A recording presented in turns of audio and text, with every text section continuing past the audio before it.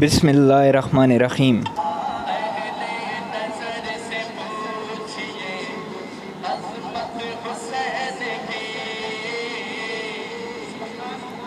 یزید نے تخت خلافت پر آتے ہی ولی مدینہ ولید بن عتبہ بن ابو سفیان کو خط لکھا کہ حضرت حسین رضی اللہ تعالیٰ عنہ اور عبداللہ بن عمر رضی اللہ تعالیٰ عنہ عبداللہ بن زبیر رضی اللہ تعالیٰ عنہ کو بیعت خلافت پر مجبور کرے اور ان کو اس معاملہ میں مہلت نہ دیں۔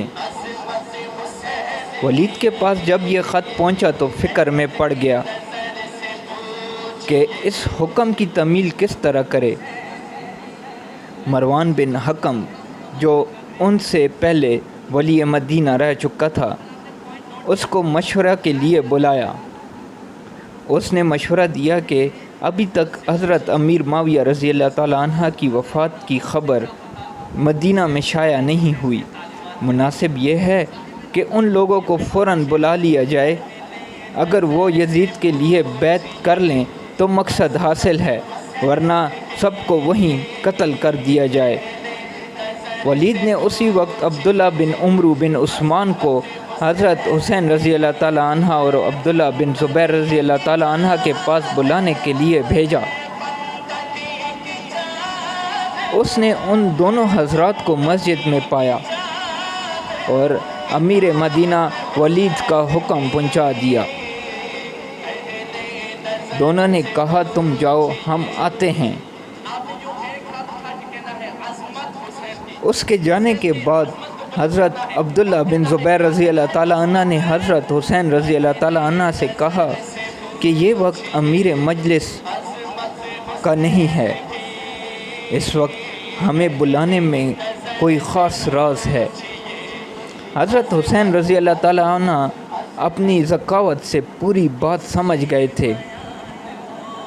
فرمایا ایسا معلوم ہوتا ہے کہ معاویہ رضی اللہ تعالیٰ عنہ کا انتقال ہو گیا ہے اور اب وہ چاہتے ہیں کہ لوگوں میں ان کے انتقال کی خبر مشہور ہونے سے پہلے وہ ہمیں یزید کی بیعت پر مجبور کریں۔ عبداللہ بن زبیر رضی اللہ تعالیٰ عنہ نے بھی ان کی رائے سے اتفاق کیا اور کہا کہ پھر اب کیا رائے ہے۔ حضرت حسین رضی اللہ تعالیٰ عنہ نے فرمایا کہ میں جا کر اپنے نوجوانوں کو جمع کر لیتا ہوں اور پھر ان کو ساتھ لے کر ولید کے پاس پہنچتا ہوں۔ میں اندر جاؤں گا اور نوجوانوں کو دروازے پر چھوڑ جاؤں گا کہ کوئی ضرورت پڑے تو میں ان کی امداد حاصل کر سکوں۔ اس قرارداد کے مطابق حضرت حسین رضی اللہ تعالیٰ عنہ ولید کے پاس پہنچے۔ وہاں مروان بھی موجود تھا۔ حضرت حسین رضی اللہ تعالیٰ عنہ نے سلام کے بعد اول تو ولید اور مروان کو نصیحت کی کہ تم دونوں میں پہلے کشیدگی تھی، اب میں آپ دونوں کو مجتمع دیکھ کر خوش ہوا اور دعا کی کہ اللہ تعالیٰ آپ دونوں کے تعلقات خوشگوار رکھے۔ اس کے بعد ولید نے یزید کا خط حضرت حسین رضی اللہ تعالیٰ عنہ کے سامنے رکھ دیا، جس میں حضرت معاویہ رضی اللہ تعالیٰ عنہ کی وفات کی خبر اور اپنی بیعت کا تقاضا تھا۔ حضرت حسین رضی اللہ تعالیٰ عنہ نے معاویہ رضی اللہ تعالیٰ عنہ کی وفات پر اظہار غم اور افسوس کیا اور بیعت کے متعلق یہ فرمایا کہ میرے جیسے آدمی کے لیے یہ مناسب نہیں کہ خلوت میں پوشیدہ طور پر بیعت کر لوں۔ مناسب یہ ہے کہ آپ سب کو جمع کریں اور بیعت خلافت کا معاملہ سب کے سامنے رکھیں۔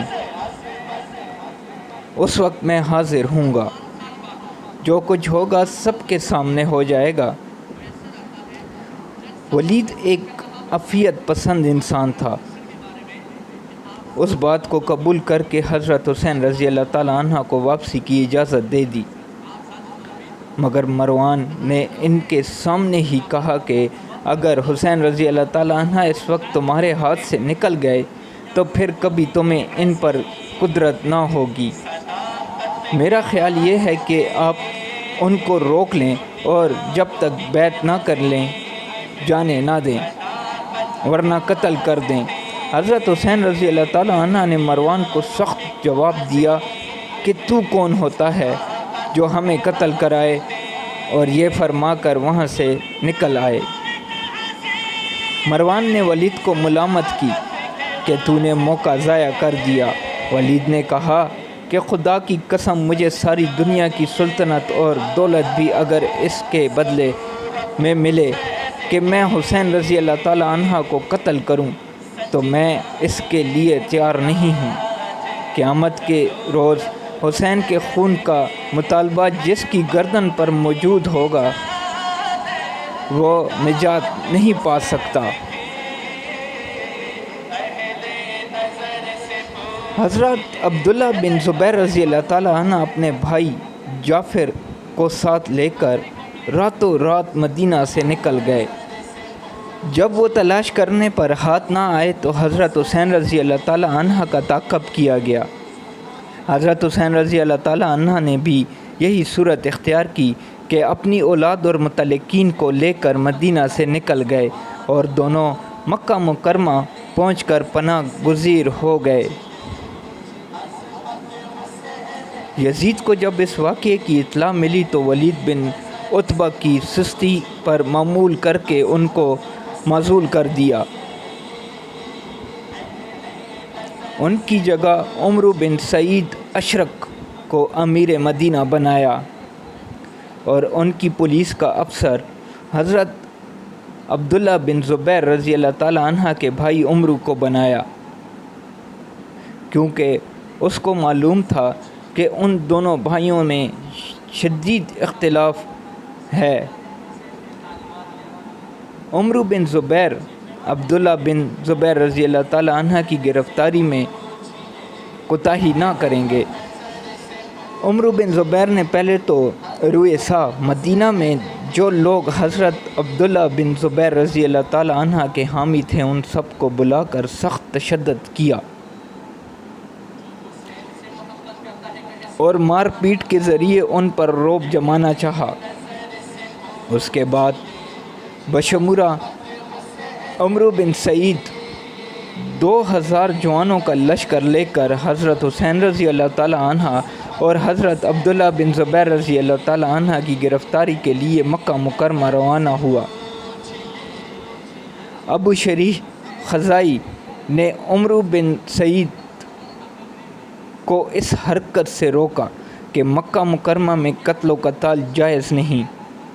جو لوگ حرم مکہ میں پناہ گزیر ہیں ان کو گرفتاری کے لیے بھیجنا خدائے تعالیٰ کی حدود کو توڑنا ہے۔